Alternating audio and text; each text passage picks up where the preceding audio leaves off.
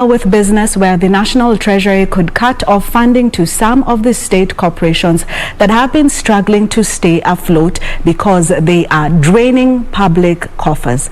National Treasury Cabinet Secretary Ukur Yatani says a survey carried on a sample of 18 out of the total 260 state corporations revealed that the 18 parastatals face a financial shortfall of 70 billion shillings annually. Yatani has told state corporations to reform and restructure operations as well as seal revenue leakages to minimize financial reliance on the exchequer. There are about 260 state corporations in Kenya offering economic and social development services to the benefit of citizens. However, the 2013 Presidential Task Force report on PARASTATALS established that the financial performance and operation efficiency of most of the state parastatals has been deteriorating in recent years, forcing the government to allocate them cash from the exchequer to remain afloat. National Treasury Cabinet Secretary Ukur Yatani says a survey carried out on a sample of 14 state corporations revealed that they face a liquidity gap of about 382 billion shillings over the next 5 years. He says this is affecting the national budget.